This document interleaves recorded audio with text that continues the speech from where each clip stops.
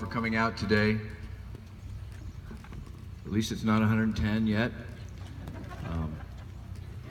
It's great to see so many people here today. This is an important day, and this is my first opportunity to actually speak at the memorial celebration or memorial services here. I've been here many times and witnessed the process and everything, and it strikes me every time I'm here. So bear with me. I hope I can make it through this speech. I was anticipating this year's Memorial Day as it approached, and I was reminded several times by several people and several pieces of communication, email, newspapers.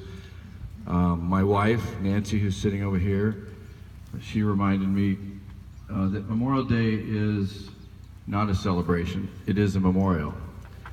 It is a remembrance. It's for us to remember those who died in defense of our country, the men and women who gave the ultimate sacrifice and never came home.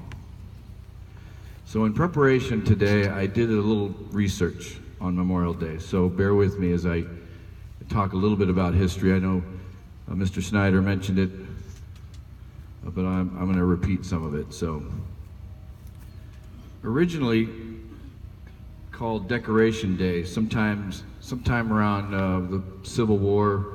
Some argue it was before Civil War, some argue it was after, but let's just say it was around the Civil War. But Decoration Day was where they spread flowers on the graves of those who died during the conflict.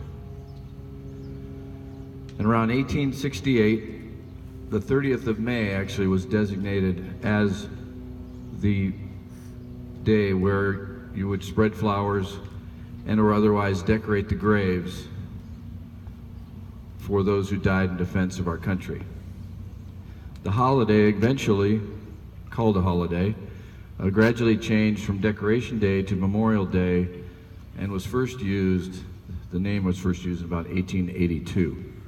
So Memorial Day didn't actually become a common name until after World War II, and was not declared an official name by the federal law until 1967. And as I did my research and looked a little bit more into the history of Memorial Day, there were several parts of the process that I was intrigued by.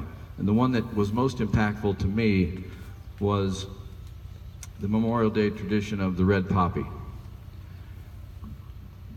So red poppies became the symbol and part of Memorial Day around 1915.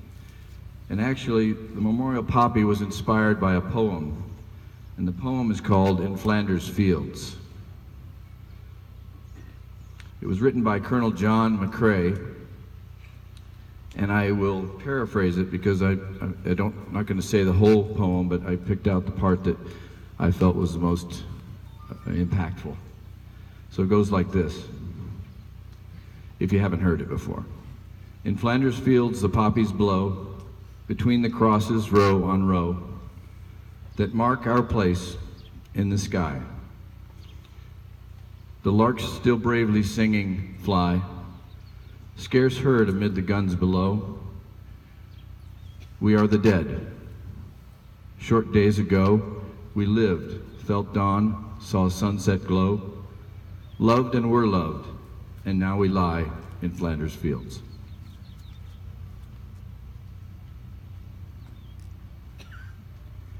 I've read that poem about a dozen times and I still get choked up when I hear it.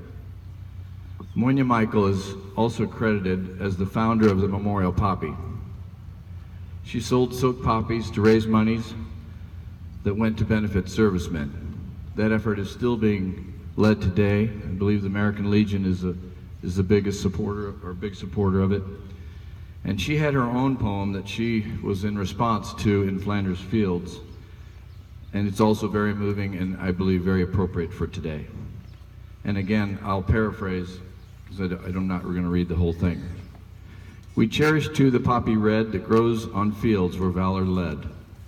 It seems to signal to the skies that blood of heroes never dies. So on this Memorial Day, please remember the flag does not fly because the wind moves it. It flies with the last breath of each service member that died to protect it.